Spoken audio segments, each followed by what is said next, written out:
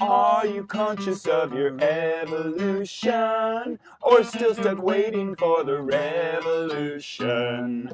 Can't you see that there's a world of solutions? If you just look around you, you might find it astounds you. The root of all evil is what we have been worshiping. Hello, welcome back to Soul Perspectives. I'm Kip. And I'm Evan. And today we're going to talk about a world beyond money. Please and thank you. Boy, where do we even start? Well, money, as they say, is the root of all evil, and perhaps there is a lot of truth to that, and maybe not all evil, but a huge chunk of it. Well, I think a good foundation to lay is, from our interview with Jacque Fresco, where he said, and this is really important to pay attention to, there are enough resources on the planet right now to take care of the needs of every living being on this planet. There's not enough money. The money that we print literally from whole cloth, out of nothing, that's completely imaginary, that there's zillion times more of in circulation right now than there was in the 1970s. There's not enough of that. That's insanity. By definition. Yeah. Yeah, so this is a matter of distinguishing between resources, tangible things that fulfill our needs and help us thrive, versus this piece of paper that only helps funnel power and advantage to the top. And something that I've said for quite a while is that money is an arbitrary determinant of who should get their needs met, who deserves to thrive and survive and have comfort and be able to eat. Money. Some people are born rich. Does that make sense? Do they deserve it more than others? Other people work very hard. There are people working 3 jobs that still can't quite put a roof over the head and feed their whole family.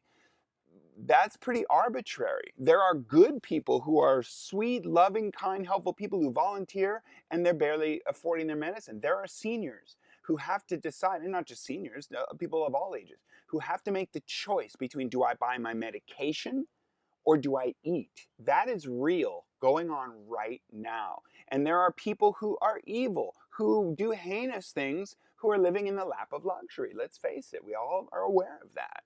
And and we could spend a lot of time in this perspectives going over the history of money and how we got to where we're at. But I think we both agree it's better to look forward and say, hey, we're trying to address employment issues, we're trying to address climate issues, we're trying to address homeless issues, on and on and on. Mm-hmm. All of these come back to money issues. Mm-hmm. So how do we move forward in a world beyond money? Yeah. What are some of the things available to us now? Yeah, not to mention equanimity. Absolutely. And yes, absolutely. What things are available, and then there's that false sense of what's working and what could help, right, that we want to talk about a little bit, of course. Such as the faux shared economy. Yes, thank you. So there's this sharing economy where we have the car services where individuals can drive and charge others for it, as opposed to the taxis and stuff. There is the hotel, the B&B thing, where we can rent out the rooms in our home as opposed to people going to hotels. So we take it out of the commercial element and put it in the hands of individuals, and we say, no, it's a sharing economy. We're all taking care of each other. It's great. Except that there are still corporate, publicly traded entities that are making money off that. People who are doing it are not that happy with it. I know people who do both of those models, who drive people and who rent out in their homes, and they're not really successful. They're not making a great living. There's no big advantage there. They're still working for a corporation, and it's still not that economically viable and feasible for them to make their full living that way. It's maybe a supplement at best. And you know who wins in that case? The corporation is who wins. We get the pittance. It's still about money. It's still about money. So that sharing, quote unquote, economy is not really sharing much. One model that I love, it's more like, consider it a gifting economy. And Charles Eisenstein is a really brilliant guy who we absolutely love, and I recommend checking out his work, his books, his videos, just any platform, look for Charles Eisenstein. And he has a great little 12-minute short film called Sacred Economics. Not sharing economics, but sacred economics, and it's beautiful stuff. And speaking of stuff, watch the video, The Story of Stuff. That is powerful as well. I've not seen that one. The Story of Stuff. Yeah. Okay. Great. Let's watch that. Yeah. But it's powerful stuff. And so let's make that distinction between what is proposed as working and helpful and a solution, and what's just a band-aid that's treating some symptoms but really not accomplishing a lot, especially in terms of big transformation. So another one in that line is RBI. Well, if we just have, UBI, RBE we'll get to, but UBI, universal basic income, we'll just give everyone a certain amount of money and then they'll get their needs met.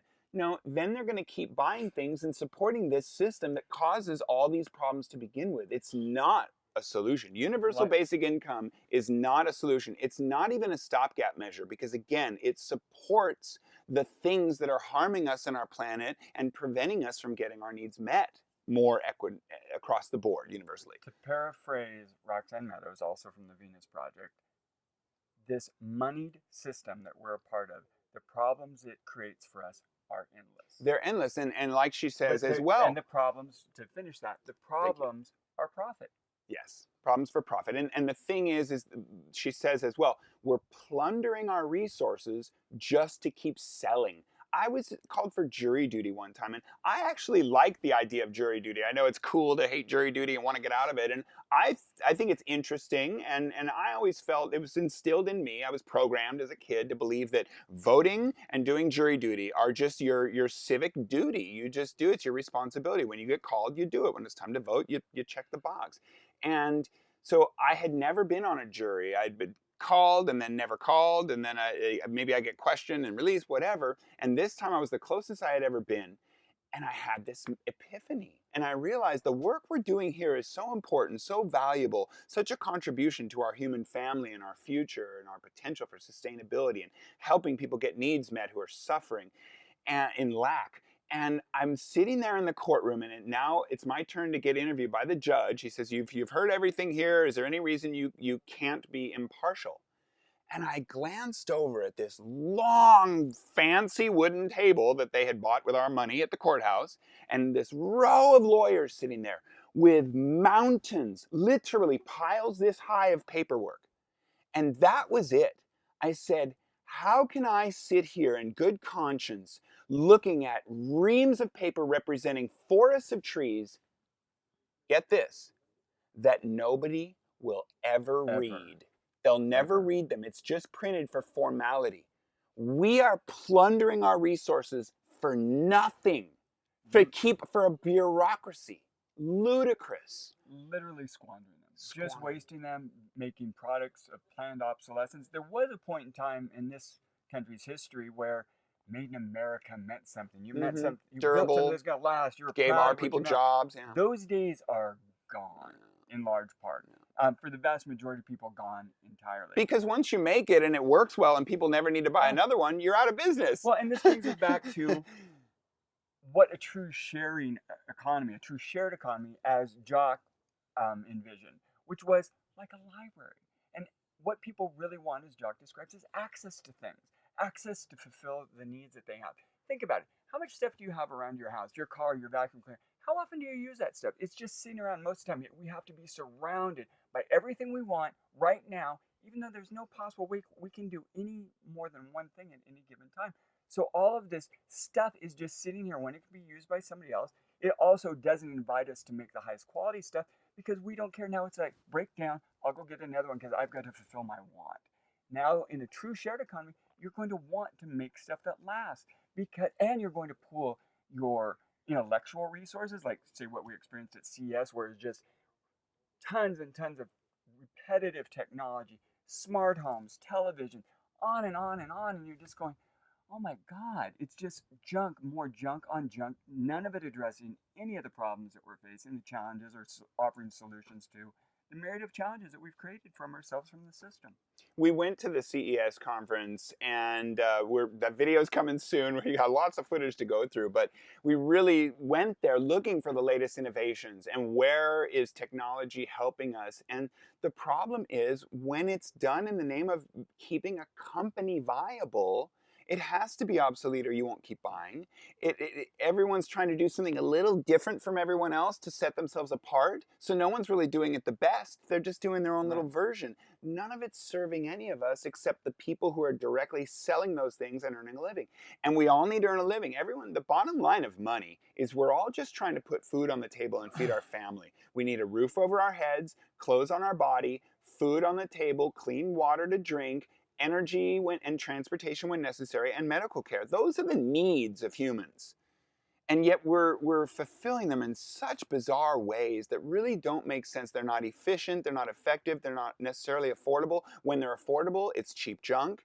It's talk about built-in obsolescence. It's almost disposable. And then we have It the whole is. throwaway society thing where everything comes in a disposable package. And like you, People. yeah, we've become just dispensable. And we are indispensable. And we are irrevocably interdependent. And we're not relying on each other. We're using each other. We're selling to each other. We've become a commodity and everyone's become expendable. And that isn't sustainable. It isn't healthy in the short term. And it doesn't serve us. Jacque, another quote from Jacque, and again, I'm paraphrasing, you probably know it exactly. Said, when people tell you, or when you talk to people about a world without money, they think you're crazy. They think you're a lunatic. And I'm sure a lot of people out there thinking we're lunatics and suggesting this. When Jacque died, there was an obituary in the New York Times, and there was a quote in it from an economics professor from Austria, and it was a little bit derogatory, and I thought it was misplaced, and talking about Jacque being an idealist, and so I decided I wanted to reach out and have a conversation about this, and so we got into the conversation about what is realistic, what is idealistic. Is it realistic to have a system that we've tried, we've all given put our shoulder to the grindstone, we believed and we bought into it, and we worked hard, and our parents worked hard, and now we're here going, what was I doing? And now saying, if only everything was ideal, the system Then it would work. perfectly. So you're telling me Please. the guy who recognized 100 years ago that this system was doomed to fail, going through the depression, living through its failure, coming up and saying, hey, there's a better way to do this. You're calling him the idealist and you're the realist? Let's rethink that. And so we do keep mentioning Jacque, and we have Jacque's book here, The Best That Money Can't Buy. And that's what we're talking about. These concepts you can't buy. You couldn't buy Jacque, And we really believe in this. And I actually am a philanthropist who has been supporting many causes for many years. And I grew to the point where it all felt futile. No matter how many hungry mouths I feed, 100 more fall below the poverty line. No matter how many drops of ocean I help get cleaned, 1,000 more polluted drops go in. It's futile. We'll never get ahead of it. We'll never get underneath it. We're putting Band-Aids on symptoms. We're not solving the problems that are creating those wounds to begin with. And that's where I've evolved my thinking to the root problem, the money. How do we get off the money? How do we acknowledge that we are all one human family? We're all interdependent. We have everything we need on this planet. We have the technology to grow food, provide electricity, provide transportation, provide medical care. We have that technology. Robots are doing surgery in your local hospital right now. So there's no labor expense there anyway. And the other thing is that Buckminster Fuller in the 50s said that if everyone on Earth worked, if every capable adult human worked an 8-hour day, we wouldn't be able to move because we are so productive, we'd be surrounded by the stuff that we'd make. We don't need everyone to work. We don't need everyone to work hard. So a lot of people will come at you, we're about money, well, how, then no one's going to work. What's the incentive? Think about it. If someone told you right now, first of all, a lot of people volunteer already for a lot of different stuff. But if someone said, hey, would you give a couple hours a week towards teaching something you know, or helping build or construct or consult on something that you have the expertise in, wouldn't you spend a couple hours a week just doing it to be productive, to contribute to the human family, to have something to do, to say you were a part of it, to feel good about it? Of course you would. Of course you would. And if you won't, if you don't, and you say, no, my time's my own, I want to do what I want to do, I want to goof off 24 hours or do whatever, then feel free. Bucky told us we don't need everyone to work. And I guarantee you, there are enough people willing, me for sure, you for sure, Absolutely. there are enough, we're doing it right now. There are enough people willing to give of themselves, to spend their time, energy, effort, brain power, expertise towards just making a contribution for the sake of making a contribution. Yeah, and it's interesting because I can feel the resistance, literally, just collectively to what we're suggesting here. And I A felt it world with Jacque. beyond money. And part of that resistance comes from the fact that we're in a comfort zone. Yeah. We're literally in Plato's cave. We're staring at the wall. This is all we know is the shadows on the wall. And we're telling you there's a world behind you. And you're going, I don't want to look behind me. This is what I know. Man, that might be scary. I know you're telling me that, but this I know. The known of this really crappy system that we're a part of is better than what could be outside. That's how locked in fear we are. And the other thing I think when we're thinking about this as part of that comfort zone, like we've used the analogy of we're sort of in that caterpillar to butterfly metamorphosis stage. When the butterfly actually emerges, it doesn't look anything like the caterpillar. We're still holding on that we want to continue to look like the caterpillar. And it's breaking that programming in our mind that says everything has to stay the same.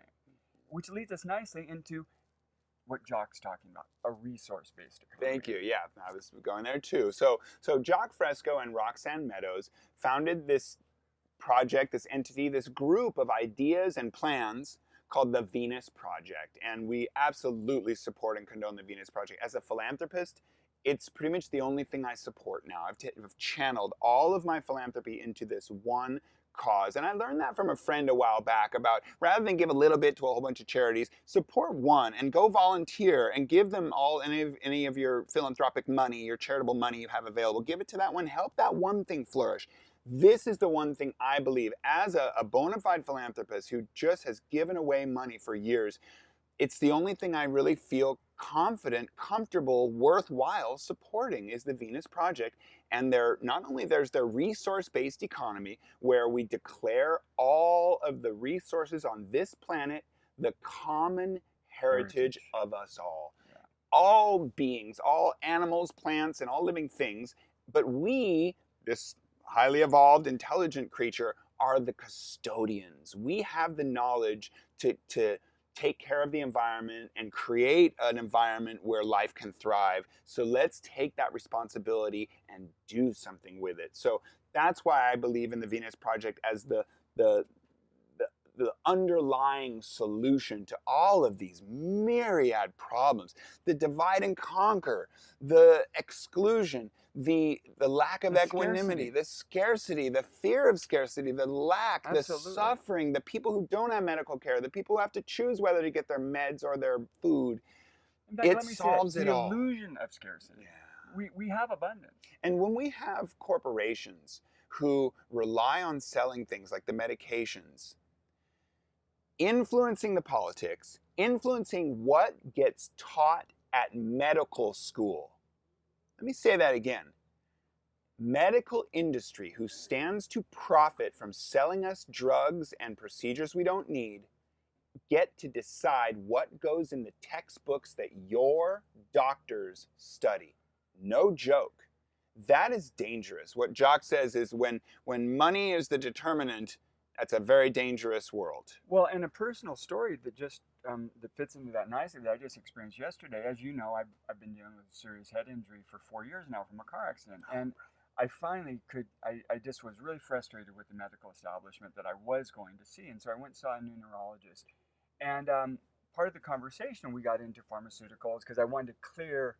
It was flying around your head the whole time, and I was butterfly just on set. As I said, butterfly, there's butterfly. If that isn't a sign to get us off of money, and check out the documentary called Money and Life. Is that what it's called? Money and Life. And their logo is a butterfly as well.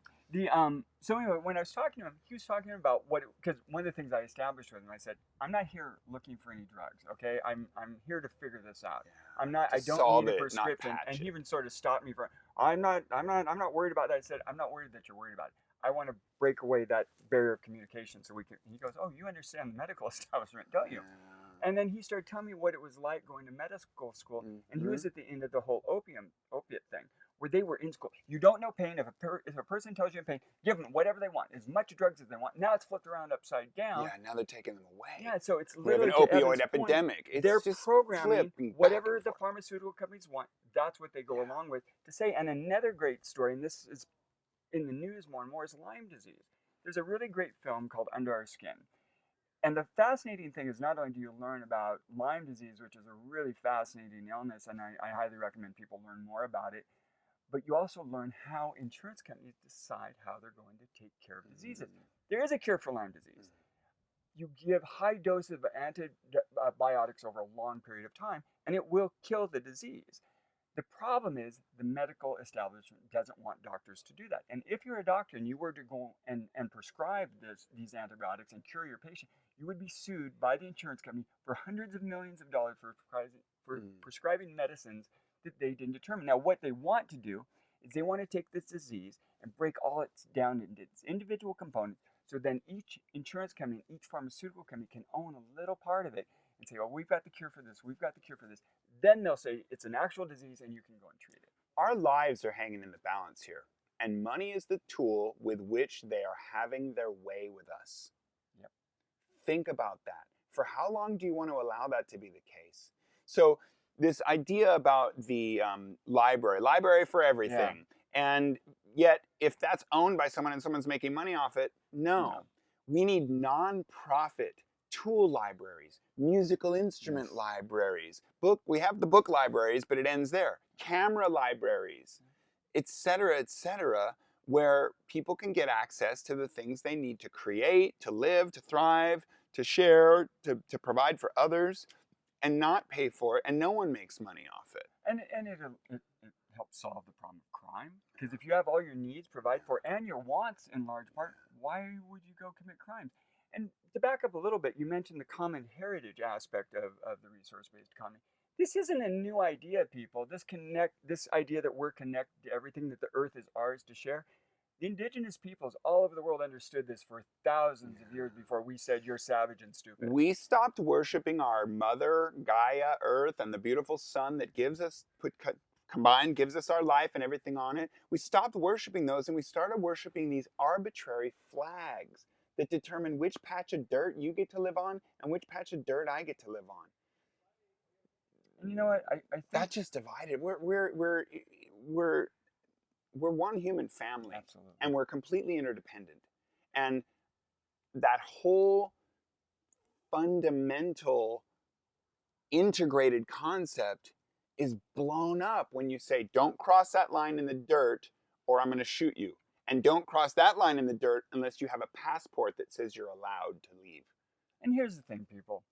If you believe in physics and you believe that the Big Bang, we all came from this little speck, or you believe in biology and you believe that we all evolved from a single cell, it's literally insane to believe that you're apart from everything that gave you birth. It's like, I'm not connected to my mom. Mom, I don't know that woman. She's something else. I have no connection to my mother. Where does family end? Where do we decide where family ends? That's arbitrary. Is it second cousin, third cousin, fifth cousin? Well, guess what? We're cousins with everything alive on this earth. And I mean everything. There is a beautiful website called evogenio.com. Awesome. And they've got the tree of life itself, of all life, from the first single-celled organism billions of years ago through humans, the most evolved creature we're aware of. And you literally, there's an interactive chart where you can click on one item, say the human, and click on another, say a shark. And you can see exactly how far removed from the shark you are, but you're like the 109th cousin, 109 millionth cousin, 350 million times removed from the shark. But we are related, and they'll show you who the common ancestor is. Which you can see in our short film Invitation to Action. Yes, Evogenio, the Tree of Life chart is in our short film, An Invitation to Action, and it's a beautiful website as well, and we give much gratitude to those who created it and maintain it. And I love it. I was showing someone last night. He didn't believe that we were related to the fern plant. I said, oh no? I said, wait, are you related to your family or your great grandmother? Yeah. Are you related to the apes from which we evolved and the chimpanzees who are our closest cousin? Well, yeah. Okay, are we related to the shark? Well, I guess so. The fish? Yeah.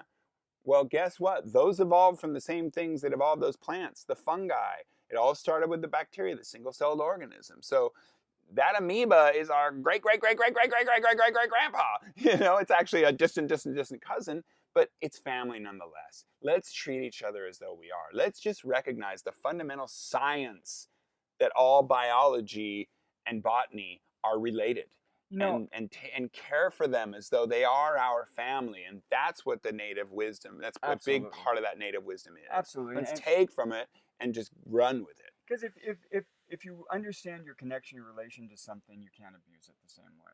You're going to respect and honor it in an entirely different way. And I do want to tie one more thing up before we wrap our show up. Mm. What we're talking about today is also something they understood in the 60s.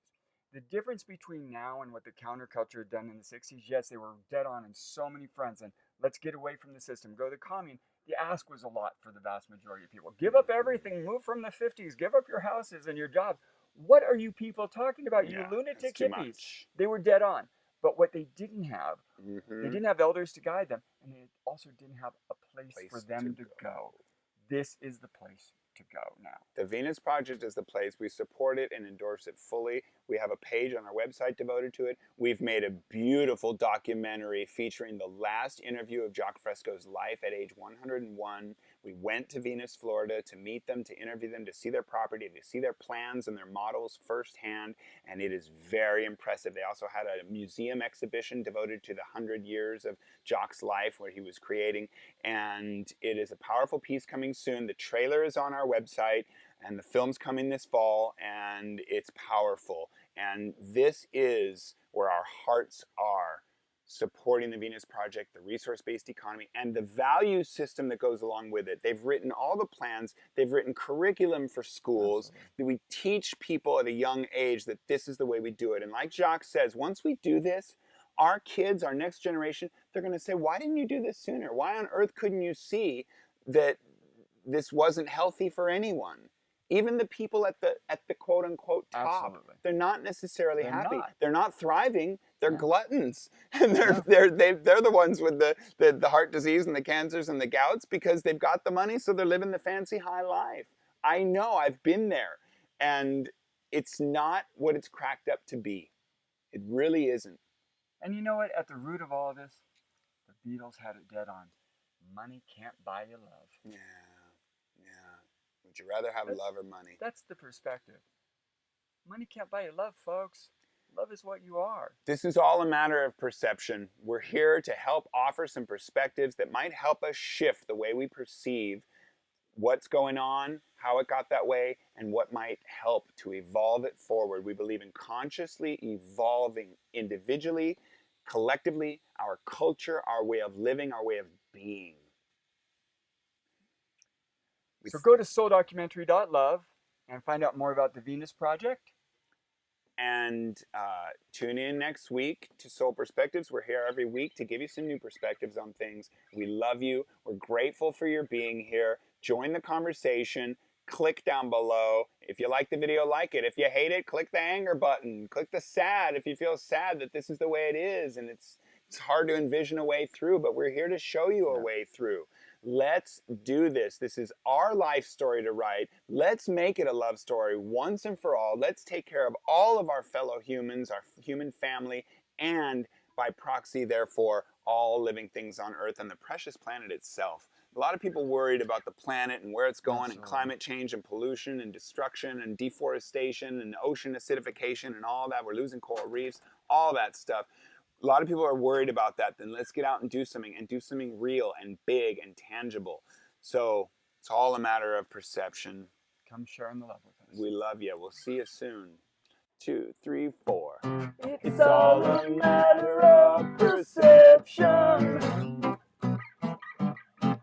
Where we stand in space and time. There is no you or me that I can see. Only delusions of